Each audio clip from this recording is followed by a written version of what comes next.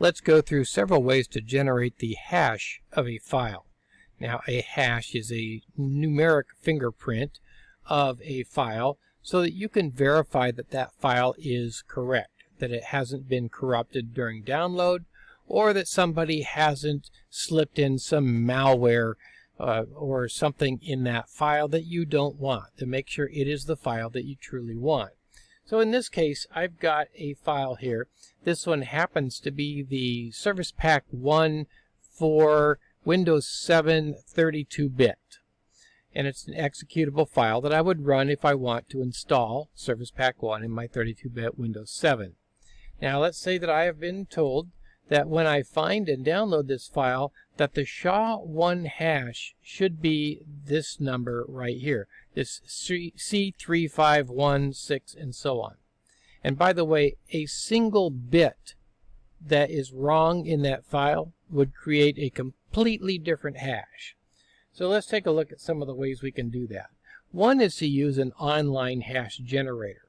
So if I just go to Google and I type something like SHA-1 online file hash generator, okay, let's just choose one of these, and there are several of them here.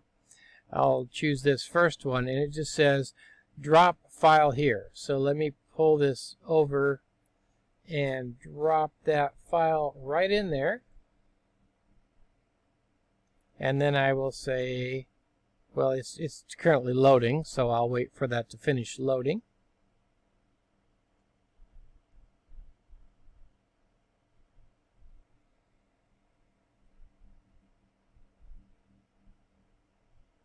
There we go, and there is the hash right there. It's that C351, and it matches what I had here. So we now know that that is the correct file and it has not been tampered with. Another way we can do it is to download and install a hash generator. One that I like is just called Hash Generator. And I've just done a Google search here, Hash Generator download. And here are several places that I can get it. It's just a free file. Let's see what it looks like here. The Hash Generator.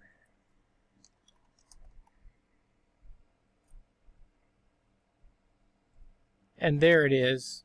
Now all I have to do is go to find the file that I want to look at and generate the hash. Now this one does take some time. So you'll notice it's kind of slow running, and it's going to generate several kinds of hash here. So it is a little slower because I have to generate all these types of hashes, but eventually it would generate the SHA-1 hash, and I would find that it is the correct hash. So you can install that one on your system. You can also find some portable ones that you don't have to install, but that's one option. One that I really like is a program called 7-Zip. Now 7-Zip is really a program used to zip and unzip files and folders and so on your system. So for example, I have here, well, here's the hash generator program that I just showed you, and when I downloaded it, it was in a zipped format. So I can right click that once I've installed 7-Zip, and I can extract that to the folder by that name, and there is the folder that it just extracted. But the other thing I can do is I can right click a file, go to 7-Zip, and then down here at the bottom, CRC SHA. Well, you can't see all that on my screen. Let me move this over here. Right click, 7-Zip, CRC SHA, and then you can see I have SHA-1 as one of the choices. So I'll click SHA-1, and there is the hash, the SHA-1 hash. So 7-Zip is really my favorite since I use it all the time anyway to unzip files and to zip files. So I love 7-Zip, and I use it pretty much every day, and it's very quick for finding hashes of files. Let me see. Oh, one option we have is the command line tool. So we can type this command, certutil -hash file, and then in quotation marks the path to that file. In this case, it's on D desktop, and then there's the name of the file. And then finally, after another space, I want a SHA-1 hash, and you can see it generated the SHA-1 hash for me. You can also do this in PowerShell.